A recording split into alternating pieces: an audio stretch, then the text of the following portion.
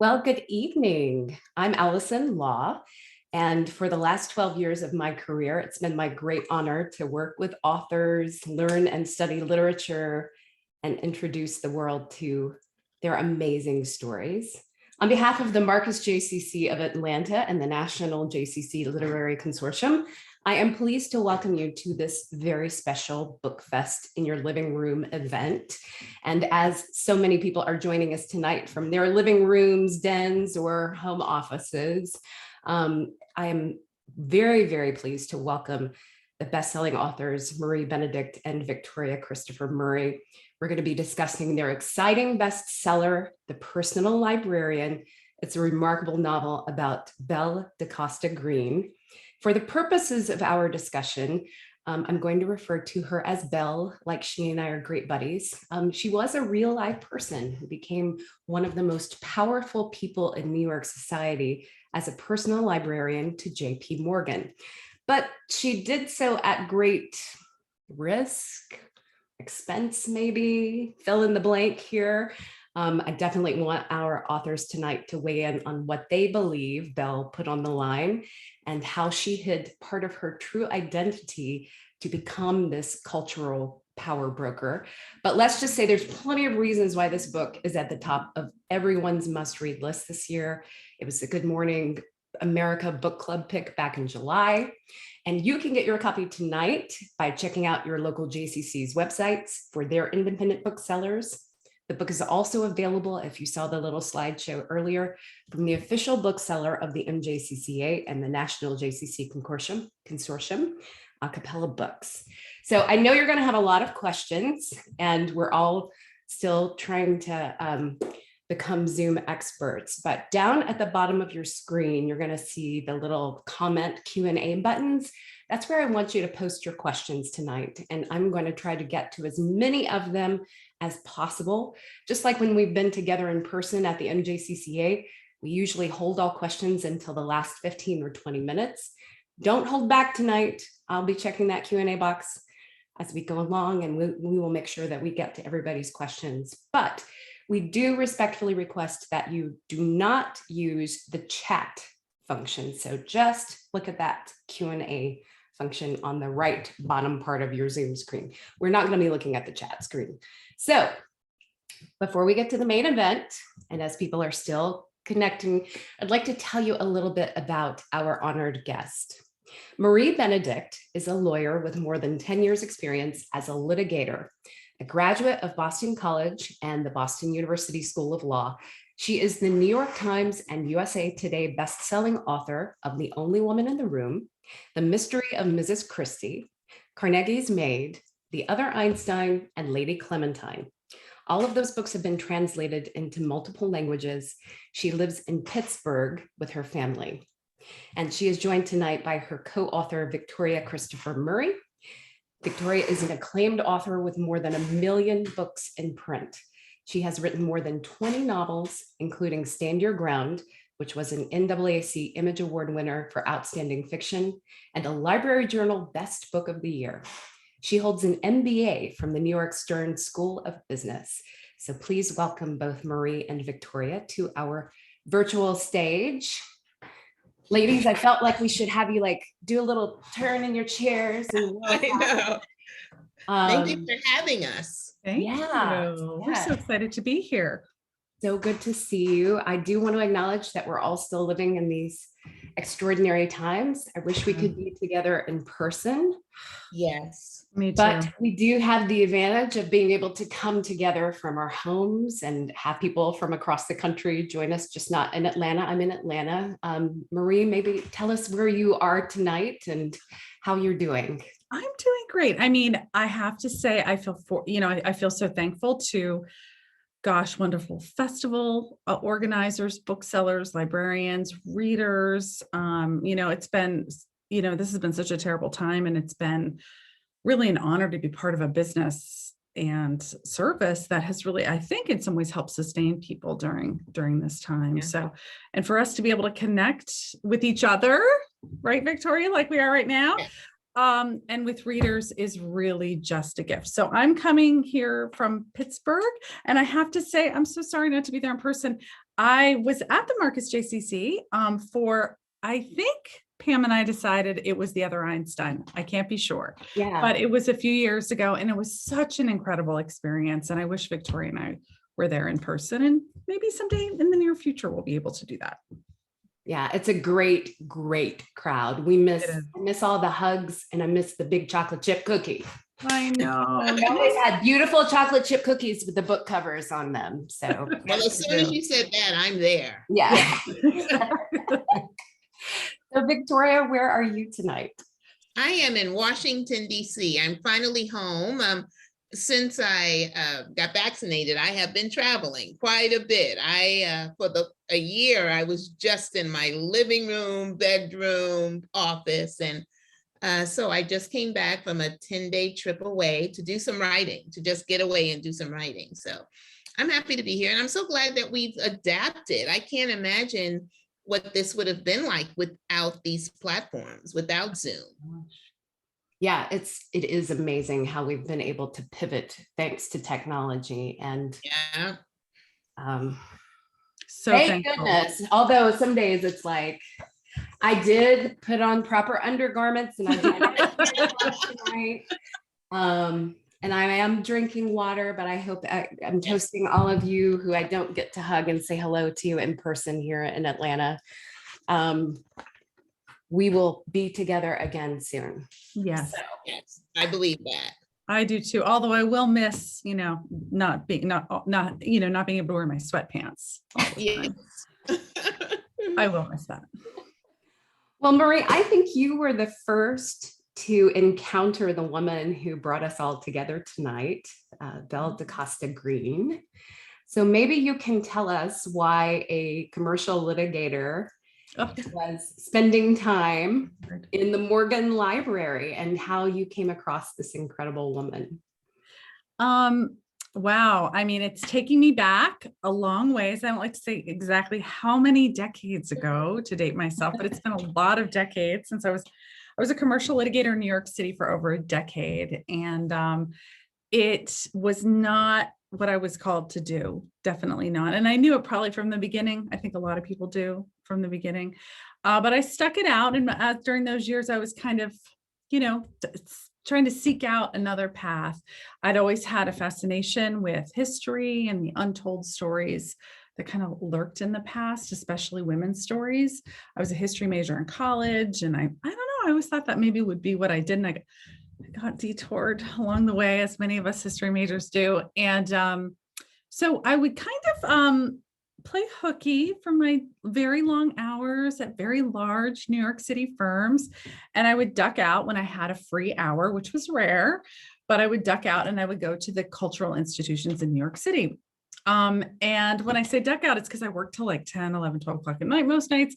So I would, when no one was looking, I would go like from 4 to 5 to the Metropolitan Museum of Art, or the Morgan Library was one of my favorite go-to destinations. And for those of you who've never been there, it is just, I did an event yesterday, and it was so exciting that the interviewer, Garbo Hearn, was in New York, and she had just visited the Morgan Library. And it's so exciting to have people go there, having read our book, because it's so hard to describe how magnificent it is if you've never been there. It is truly one of the most breathtaking libraries, I think, out there. And the offices, the spaces that our characters inhabited are very much intact. And I was there one afternoon, strolling around, kind of envisioning another life. And I happened to meet a docent who had finished up giving a tour. And we just started talking, and she mentioned that JP Morgan hadn't really amassed not just this library, but this incredible collection of rare and priceless manuscripts by himself. He had a woman help him. And she told me a little bit about Belle, and I just was really gobsmacked at how remarkable she really was. A woman who really, as you said, rose up to become such a powerhouse at a time when, women didn't even have the right to vote. And especially at JP Morgan, known misogynist and philanderer at his side. So she just kind of inhabited my thoughts and my consciousness. And then when I turned to writing, she inhabited the list of women that I keep, or an ongoing list I keep running, of women I might want to write about one day. And, but I knew, once I learned more about Belle, I knew I didn't want to tell her story by myself. When I first learned about Belle, I don't think it was very well established that she, in fact, was passing as white. I don't know how, I feel like I'm going on forever here, but No. anyway. I think that's a good place to talk about it, because I know for me as a cisgender white woman, middle class, I had not encountered the word passing until I read Nella Larson's book, Passing, which is really timely since the Netflix adaptation of that book coming out. But Amazing. yeah, maybe you all could speak to what Passing was, and how this is a spoiler-free zone, but it's very early. I mean, in the very first few pages of the book, as we get to know Belle, we know that she is passing. She's passing at Princeton University when we first meet her. Exactly. So about how passing worked at this time. This is like 1905 when the book starts. Exactly. Do you want to take this one, Victoria? Well, there isn't a way that passing worked, because different people did it different ways and for different purposes. And so with Belle's situation, her mother wanted them to pass so that they could be equal. Her mother had been in a civil rights fight with her father, Richard T. Green. I kind of feel like we've skipped to the middle, but I know. have been in a fight, the civil rights fight.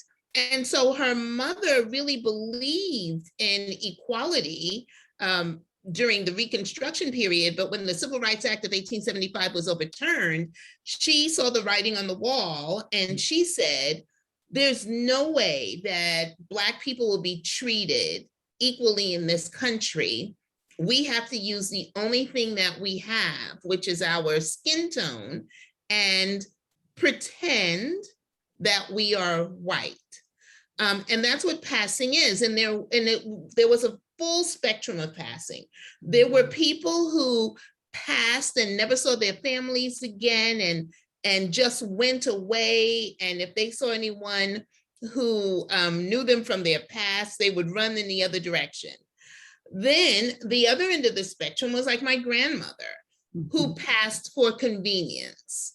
So if she went into the bank and they thought she was white, she stayed white. If they were traveling and something had to be done, she went into the establishment as white. So passing was just being a Black person, knowing you're a Black person, and pretending that you were white for the equality, for the services, for not being treated as Black. I think that's an excellent explanation. And there are the different levels and the rules that Belle's mother gives her for how to perform this identity of a white woman traveling in high society. So Marie, you've got your list going of all of these women, and you have written so beautifully in your other books about these women on the periphery or who have untold stories that you have brought to light. At what point did you decide that you were ready to start working on the Belle DaCosta Green book? In some ways, I feel like it was Belle who was getting tired of waiting. I mean, she was like, Victoria and I have spent so much time with our Belle. Like, she's like a third character on our Zoom calls sometimes, like crossing. She's one of our partners. Yeah. She is. I mean, she is a character, and she can often be very impatient. I feel like she was kind of waiting around for a long time. And,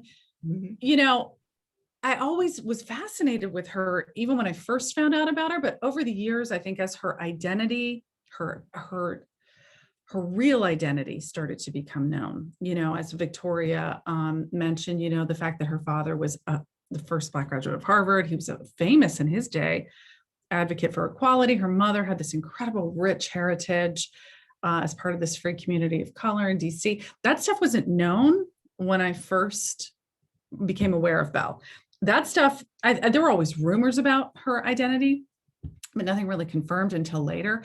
And once I started to learn, because that's what I do, I put someone on my list and then I kind of like dip into their histories over time.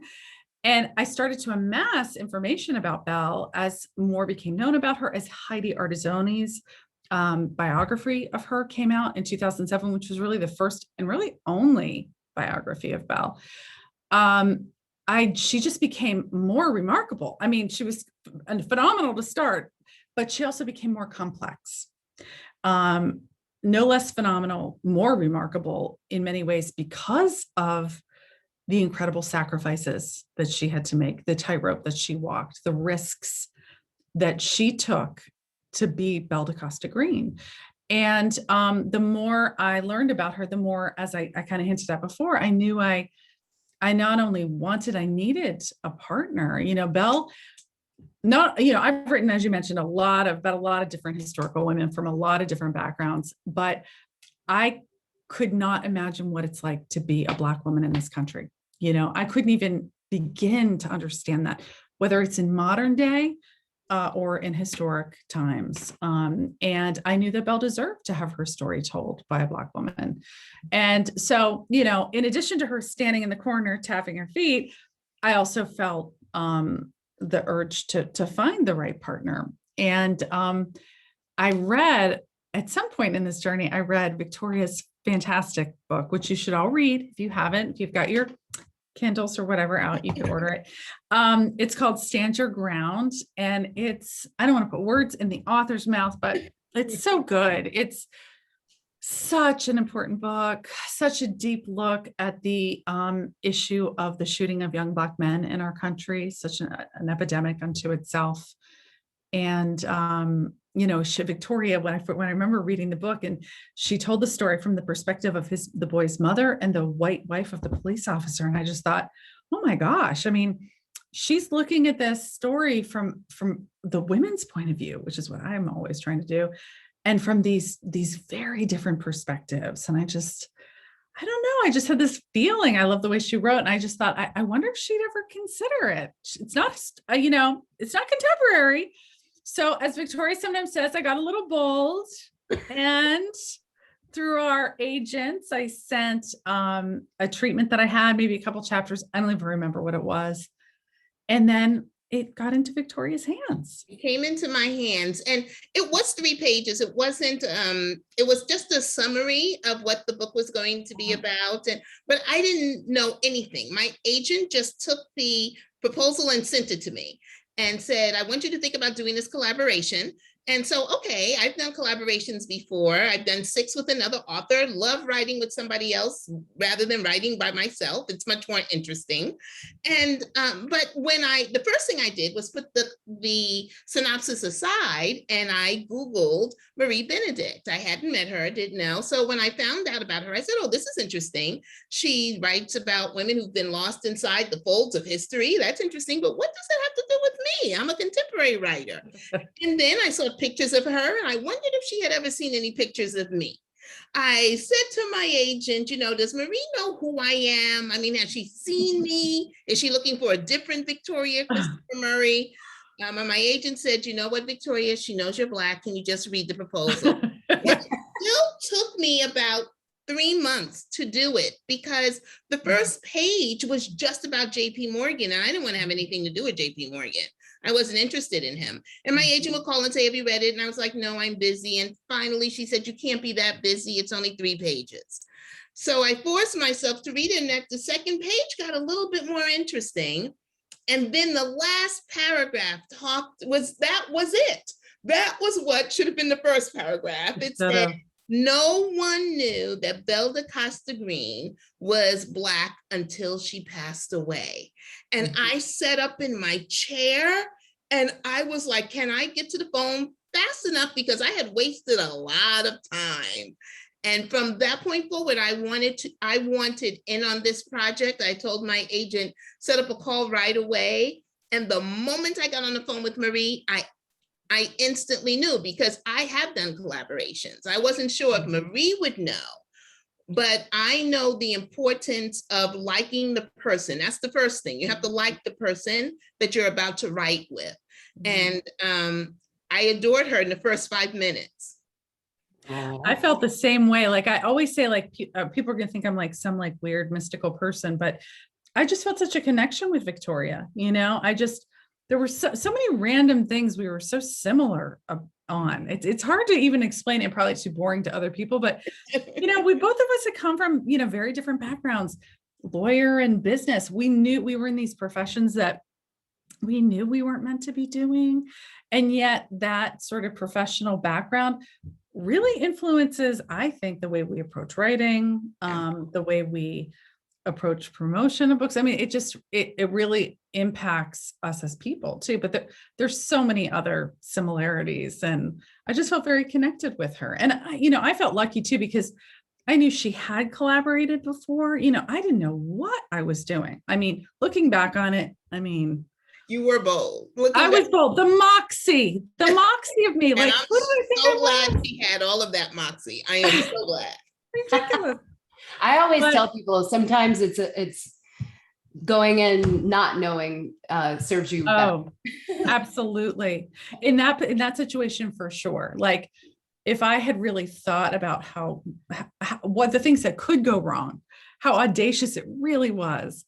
But the gift that I was given in our partnership was, more than I could have ever imagined if I had created a wish list for myself. Yes. Well, so we have this partnership, Mhm. and at what point does the research begin? Like, what does this collaboration look like? Because I love me some research. That's my favorite procrastination tool as a writer. So what does this look like? How do you get to know? First of all, Belle DaCosta Green was the name that her mother helped her come up with. Her name was Belle Marion Greener. Mhm. And as you've both mentioned before, she came from on both sides of her family, her mother's side, and then her father's side, as he was the first African-American graduate of Harvard University. She had this rich history as a Black woman, and a Black family. Why did they make the decision, or at least on Belle's mother's side of the family, to start passing? Well, I think her mother made it totally the way I explained it before. She knew once the Civil Rights Act was overturned that she could see the writing on the wall. And I always imagine, what would it be like for Genevieve Green to come back today, move forward 100 years, a little bit more than 100 years? What would it be like for her? And I think she'd come here today and say, I told you so. Because one of the things, and I know we'll get to talk about it, was one of the gifts that Marie and I were given was when we had to really get into the meat of this writing experience. And it was during the summer of 2020. It was during the Black Lives Matter movement. It was right during George Floyd's murder. And so we had already been talking a lot about race, because this book has a lot to do with race, but that's when we realized the book was not only timeless, but it was timely.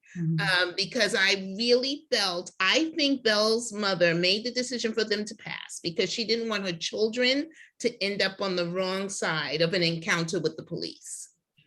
I think she could see the writing on the wall. So I think that's why she never passed to be white. She passed to be equal. Yeah. Yeah. And one of the people who submitted a question, Sheila, was saying, I think you mentioned that it wasn't until she died in that last paragraph of the book proposal that people knew about this. Yeah. Yeah. I mean, her identity was so carefully guarded during her life. The one thing she and her family could not afford was for the familial connection between them and Richard T. Greener to be established. People, because she was a little bit darker complected, people spread rumors about her, during her, about her identity, even while she was JP Morgan's personal librarian. But unless that link was established, it was all just conjecture and speculation. And if JP Morgan accepted her and thought she was white, well, then by God, she was white, right? That's how it was going to roll. And, just back a little bit to this idea of passing and the decision that was made, as Victoria said, Belle's mother was in it for equality at the beginning. I mean, here's this woman who came from this well-established free community of color, affluent, educated, professional people who were never going to go into the Deep South because prior to the end of the Civil War, because of the danger to them in doing so. The Civil War ends, Reconstruction begins. Richard is given the opportunity to be the first Black professor at the University of South Carolina. And she takes the plunge with him, right, to this place that had been a bastion of slavery prior to that. And she kind of lived and embraced the promise of equality right alongside him. But as Victoria said, she could see bit by bit that was being chipped away. Legislation was being overturned, the Jim Crow law started, and she accepted before he did that was how it was going to go. He was going to fight to the bitter end. And as a mother, she was looking at her children, and they had moved from South Carolina, where they were basically run out of as things got worse, to DC, and then from DC to New York. And suddenly she had an opportunity, There was a huge influx of Mediterranean immigrants into New York City at that time, and that's what they looked like. And so Genevieve, I don't think set out to pass. I think it was an opportunity that they had, and she had begrudgingly accepted what was going to happen. And she saw this opportunity for her children. Belle Marion Greener could become the Portuguese Belle de Costa Green. And not just the opportunities could be available to her children, but as Victoria said, also the fears could be diminished.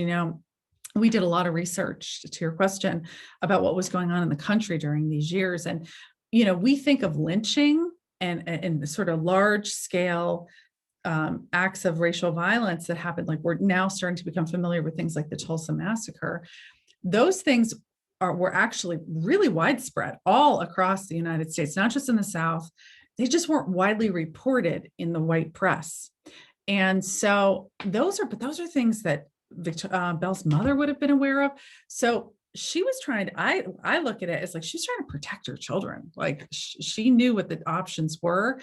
And suddenly they had a chance to do something that really did not sit well with Richard, Belle's father. I mean, it really broke up their marriage, but it was something that she could give her children. And so they became they became not the Greeners, they became the Greens. Greens, right. And it wasn't that they were just entering, quote unquote, white society. They were entering Gilded Age, upper echelon society. So do you want to talk about, Victoria, how Belle came to become the personal librarian for JP Morgan? Yes, well, it wasn't something that she pursued. It was his nephew, Junius, who worked with her he knew her from Princeton University, which was one reason when people ask the question, do you ever think that JP Morgan knew she was Black when he hired her? Absolutely not. I would bet any amount of money that he did not know that she was Black. He assumed she was white because she was working at an all-white institution. It was one of the Ivy League schools that had not integrated yet. Harvard had integrated, but Princeton had not. And so she was presented to him as a white woman. And I think it was her, she was very nervous, I would say. Wouldn't you agree, Marie? She was nervous about it, but her mother just gave her the confidence and the rules. A lot of the rules came from my grandmother, the kinds of things that my grandmother even taught us as we were growing up. Oh, that's so interesting, Victoria, because those are some of the things that I wrote down, like that some of the beautiful details that come through in the story is like, here are the rules for how you present yourself. Yeah. So talk about those, and those came from your grandmother. My grandmother through my mother. I mean, we were going to find ourselves often as three girls, three daughters, often the only Black person in the room. And so my parents felt like we needed to carry ourselves in a certain way. I'm sure if my parents had had sons, my dad would have been more involved in how it should be, but all the etiquette, everything, properly trained by the time you're like 7 on looking people in the eye, shoulders back, head straight, speaking very clearly, enunciating, all of that, all of the rules. So her mother gave her the confidence to move forward in this position.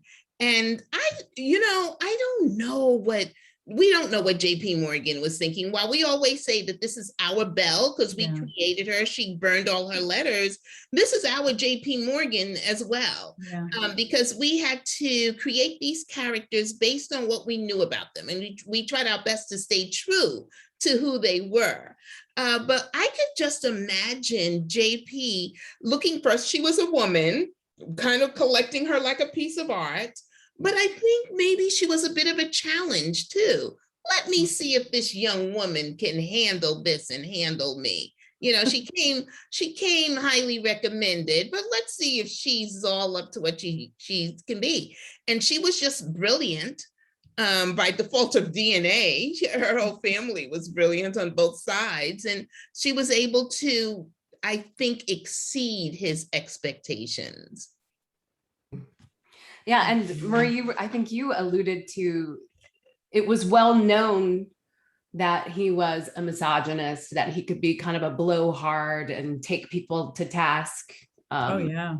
These were things that were well known about him, in addition to him being, a philanthropist and steel magnet. And yeah, I mean, he was routinely caricatured in the newspapers. I mean, and not just his very, he had a medical condition that caused his nose to be very protuberant. So that was one of the caricatures that was always kind of out there about him. But his personality absolutely was well known. And I think, I don't know that it was like that Belle would have known for certain he was a philanderer, but if you read the gossip columns or the society pages, there were always rumors about him with a variety of different ladies. And Belle to live, our Belle, again, we always talk about Belle like she's just right over here and this is what she told us, because she did, right? Yeah, like she she's did. With us. Our Belle, to do what she did, to rise up. She, as Victoria said, she had the DNA. She was brilliant. She was beautiful. She was bold. She had the training. She was so hardworking. She had all the right stuff to do the job and become this famous celebrity, in her own right. But there was more to it than that, right? In order to go from this Black girl to this white woman in the most rarefied of New York society, she had to really muster up a certain unusual ability to read a room, see what was expected of her, modify her behavior, modify what she wore, even if she didn't have the money for fancy clothes. So she had to be so nimble in making herself fit into a situation, because she never knew what she was going to face as she walked that tightrope. She could run across somebody in the street that she knew from Washington, D.C., who lived next door to her grandparents, right? Or she could run into a classmate from school when she was sort of transitioning from Black to white. She had no idea what she was going to face. So she had to be hyper vigilant, completely malleable for whatever situation arose. And I think that made her, in some ways, the most formidable opponent that JP Morgan had ever encountered, right? Here's a woman who can take whatever mood he's in, whatever thought he has, and she can respond in exactly the right way to get the reaction that she's hoping for. So I think, at least that's our Belle, right, Victoria? That's our Belle. But if you look at the situation she's in, if you look at the success she has, and if you look at the risks she's taking, she had to have been like that. She had to have been. I mean, it must have been terrible to feel all the time to just be balancing and counterbalancing all of these things, because she also felt like, in the book you talk about how your Belle learned Latin because she knew that the people that she would be encountering, not just Mr. Morgan, but other people that she would be encountering in the art world would have a little bit of Latin knowledge. And so she was constantly studying, but she became not just someone who could, go toe to toe with Morgan, but who really became a trusted, advisor to him. Yeah. And what's so interesting, she was passing and she made a lot of sacrifices, and there were a lot of struggles and everything that she had to go through to do it. But Marie knows this. One of my favorite poems is by Paul Laurence Dunbar, We Wear the Mask. And so the mask that she wore every day is not that different than the mask that Black people wear today. There were high stakes because she was lying behind her mask. There was a lie, or an untruth, I should say, behind her mask. And there's not an untruth, but it is a struggle and a balancing act. And from being young children, there's a lot of pressure put on us on all of the rules, but you have to be 3 times better just to be considered equal. So I used to say, my favorite saying used to be, it's not fair, it's not fair. And my mother said, it's never going to be fair for you. And I used to think, I'm a kid. That's what you're telling me as a kid. And so I understood her life. It's just the everyday life when you have to wear a mask. Mm. Well, one of the readers, and I know that we were saying we're going to reserve Q&A till the end, but I want to kind of riff off of what both you were saying, because when you say she's our Belle, the beauty of this being a novel, historical fiction, is that you're able to put us as readers in her shoes to see things from her perspective. And because, as you said, she burned her papers, a lot of things didn't come to light until after she was gone. You do have to kind of imagine things. So how do you blend? This is a question that came up from Kathy. I loved your description about developing Belle's inner self through a blend of research, personal experience, fiction, and logical extrapolation. How do you get that cocktail just right? Want me to start that one, Victoria? Yeah. It's like, it is kind of a cocktail, and it is different for each. I mean, in my experience, each woman I write about, and this is the most unique experience, certainly. I think just in general, the way I look at the fact and fiction, the way it works is that, we do a tremendous amount of research. Anything from what kind of shoes they were wearing, to large scale political movements, to the legal landscape, to what they might have for dinner. I mean, it's anything and everything you can think of it. And then invariably there's a million things you didn't think of and you got to find as you go. All of that stuff, the timelines, you name it, that forms the architecture of your story. It's the foundation, the pillars, the roof, but there's always gray areas in that architecture where you don't know the story, you don't know the facts. And that's where the blend of sort of what you think the characters are speaking, who they are, what the themes are that you're trying to really extrapolate from the story, and then the logical extrapolation. It's kind of like I just said about Belle's character. Like, we don't know how she felt about passing. There are no letters that we are aware of. Gosh, I'd love a treasure trove from a shoebox to be found and see if we got it right. I don't know, that'd be so great, but we don't know.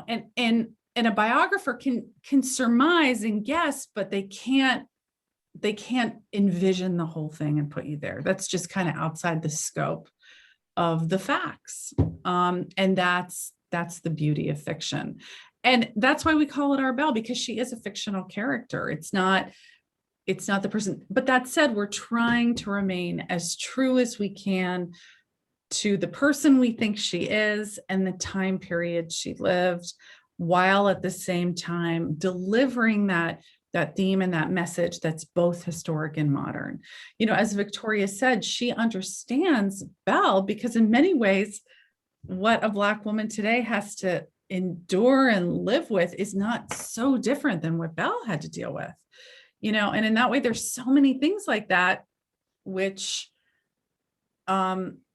are additive to the story and additive to the research. You know, we can give more specific examples as well, but that's. And I would like to give one example of Yeah. what we mean by that, because we built the book on facts. You know, for example, one of the first scenes, we're not giving too much away. We know that she was interviewed by JP Morgan for a job.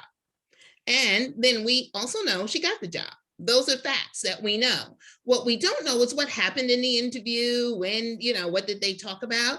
But we could extrapolate from their personalities what went on. And that was the fiction. So to me, the facts are like the dots, and the fiction connects the dots. And we were able to, because I came in and did research by reading the biography, and then we would research, because some research you don't even know that you need until you're writing it. Yeah. And so we were able to do that research, but Marie had done quite a bit of research already. So we had the basis of it. And I think I'm proud of the fact that this is truly a biographical novel. We hit the beats, the most important beats, the factual beats of her life, and then we filled it in with the fiction. Now, there is one scene in there that totally comes from our imagination, and this was just two women who had to have something happen with the dude. Yeah. And so, And when you get to that scene, if you have not read the book yet, you will recognize it. You will be like that. Actually, Victoria had to mention it last night, and someone asked what like the most startling, you know, the purely fictional piece was, and I said, well, I can think of one thing. Right. The thing we wanted to happen, we didn't have any support for it, but we that's where we took a liberty. We needed a "you go girl" moment. We totally did. She deserved it. Oh. And that was true to her character based on It how was true to her character. Yeah, It was and very true to her character. we definitely have some people who have already read the book because they're asking questions specific to Sure. Are we allowed to answer things that are spoiler-ish? I don't think we're doing spoilers tonight. Okay. Well, no, I mean it's up to you, but I know We can some walk people- a fine line. We'll just be Yes. careful. I know that there is a romantic relationship that comes up in the book that people are always, someone has asked specifically Yeah. their historical evidence to support that relationship, Oh my or was God. that totally Oh my God, there's more evidence to So much support that than anything in the book. Yeah. So without mentioning the relationship or what it is, we know what she's talking about, and you can tell them, or we can tell you, yes. yeah. That I mean, we had to, and this is true not just of that relationship, but of other relationships. It was a question of what we should withhold, because it was so much stuff, scandalous stuff. Really? We put a lot of the scandal in there, We had some scandal in there too. There were some other things though. but Yeah. there was still, you know, sometimes, but I guess they're talking about the relationship with Bernard. Mm, I don't even know if we had enough pages to do yeah. that relationship justice. That's Yeah. how involved those two were. Very. Well, all right. I think you're going to have to read the book if you haven't read the book already, because it is very, very interesting. And that's, again, the beauty of historical fiction, but it is totally fact-based. And you know what I found out about historical fiction is that usually the most interesting pieces are the true ones. Absolutely. I found that out too. I was worried about all the drama. The drama's already built in for you. All this It contemporary is. stuff I have to make up. You don't have to make up nothing. No. Historical fiction. Sometimes you think to yourself, this cannot be true. Like I wouldn't go that far if I were writing it purely as fiction. And yet you have to like pull it back. It's Yeah. crazy. Some of the stuff is crazy. And, especially when you're writing about the past, we have this very erroneous view that historic people were puritanical. Woo. That is not true. No. Good. They're They not were not. robots back in the 1900s. Late. So I have several questions coming in. People want to know, how can you write one book together? When did you start writing? Because I believe you completed at least a first draft of the book that went to your editor, and then it came back to you Yes. around the time when the world shut down because of Yeah, it. that's right. Yes. And then you had to revise. Yeah, do that editing. That's when you roll up your sleeves. And one of the things that we didn't get a chance to say is that this had to be some kind of divine connection, Mhm. because not only do I absolutely love Marie as a sister, but she's my writing soulmate. And this Yeah. is what I mean. And she always does this. So this time I get to do this. Her strengths are my weaknesses, Mhm. and vice versa. And the biggest thing is, Marie loves to write a first draft. Mhm. And I absolutely hate that. I mean, it's hard as a writer not to want to write, but I hate writing the first draft of anything. And then Marie, when she finishes the first draft, she's like, okay, let's go to the next book. And I'm like, excuse me, honey, we got some work to do here. And so my that's favorite. what I adore. And so we really complemented each other just so perfectly We with really that. did. But there was no way we were going to write it that way. We just knew what our strengths were.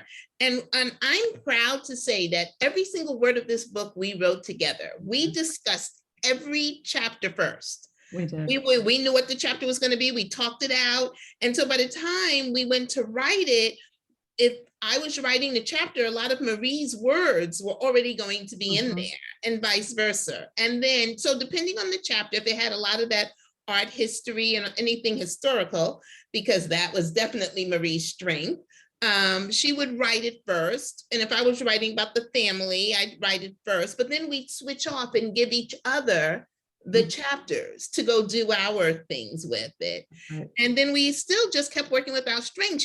I'm a contemporary writer. Marie is historical. So there were times when I wanted to say, what's up, dude? And that didn't work very well in the early 20th century. So we said Marie would just come in with her magic brush and clean up the dude stuff.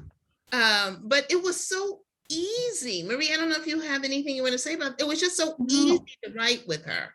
Oh, I mean, it was one of the things I love that happened. I mean, there's so many parts of it, but I feel like in many ways, Belle really came alive in our conversations as we, definitely the process of writing and exchanging and editing, but sometimes the best parts, whether it was a reflection of a scene or a dialogue, they would be things that we would be saying to each other, right? As we were describing, or even as if we were acting out kind of like a scene ourselves. And those lines are my favorite, right? And I can envision the moments when we said them, and we would be like furiously scribbling them after that was just magical. I feel like I really do. It was very easy. I know people say, how do you write one book together? And people have complimented us and told us how seamless it was. And that is a huge compliment. That's a huge compliment. And that's because we wrote every single word together. We agreed. And if we wrote something and it had to change, you have to trust your writing partner. And I will never forget, there was a scene that we had already totally done. I had done the foundation. Marie had gone over with her magic brush. We loved the scene. And she calls me one day. And this is when I knew it was important, because we had been doing 3 hours a day on Zoom. And she didn't even wait for Zoom. She didn't text me. She just called. And she's like, we have to change that whole scene. And so my response was, okay, what? If I didn't trust her, I would have said, are you kidding me? We have put that, are you kidding? No. And we just talked it through. And that scene is now one of my favorite scenes in the book. I won't say anything in it. And it was because Marie had discovered something and we needed to change, and we changed it a lot. Hugely. But I mean, that was how fortunate I was or am, is that Victoria trusted me. She trusted me to say, okay, you found that, this is the way we need to go. We're going to do it. There was no ego. There was no clean, writers. I mean, we both probably know some writers who are in love with their own language. You know what I mean? They have a turn of phrase and they don't want to let go of it. Yeah. Our goal, which I knew from our very first conversation, was to tell the best, most important story of Belle, right? And that's true of our next book too. It's not about what our ego is or our beloved turn of phrase. It's about telling that truest story, that most important story. And that's a rare gift, because that is not every writer, for sure. It isn't. Yeah. And there were whole paths of the book that we had to change, and Yeah. that we both loved, that we had to go. Or if Marie would give me a sex scene and like they go into the room and close the door, I'm like, Marie, Something happened. we need a little bit more here. Let me take this over. You were open up. I don't do sex Open the scenes. door just a crack here, I right? open the door. I like to close the door. Yeah, she likes to close the door. I'm wide open. Let everybody. Thank God. Well, you did kind of hint at, I was reading a review of The Personal Librarian, and it said that it was your first collaboration. Is this your first and last, or are there other collaborations happening? No, it's Never not. letting our Marie last. go. Now, Never. when we I don't know who wrote the review, but when we first started, we didn't know if we would want to ever do another book together. But she is stuck with me now. Yeah. I started sending ideas, and we started exchanging thoughts like before Personal Librarian was even published. Yeah. We really did. Yeah, we are already into our next book, which And will is it come out. historical fiction, or are you going to head over into Victoria's contemporary women's fiction genre? She I'm a has not historical only have I fallen in love with Marie, but I have fallen in love with historical fiction. I've never been a genre writer at all. I've written all these books and I'm all over the place. Whatever comes out of me that year, that's the book, that's the genre. But I've never read anything where I get a chance to educate and entertain at the same time. And I love what Marie does with unfolding these stories of these women who've been almost erased from history. So there's a lot of their stories that need to be told. So I've done the other thing, and now I'm doing this. So it's another historical fiction. Yeah, there's so many women whose stories deserve to be told, really. Do you want to say a little bit about what we're doing? Yeah, we have Janice and Marcia and Anna are all asking, like, okay, what can you tell us about this new collaboration? So right now, I mean, and these are always in flux, but right now it's called The First Ladies. And it's the story of the friendship between Eleanor Roosevelt and Mary McLeod Bethune. So I think you're probably all familiar with Eleanor Roosevelt, wife of FDR, but activist, a proponent for equality in her own right. And Mary McLeod Bethune, of course, was a formidable advocate in her own time and in her own way. They were contemporaries, obviously. Mary formed a Bethune-Cookman College, but she then, after that, entered the national stage and became a powerhouse fighting for equality.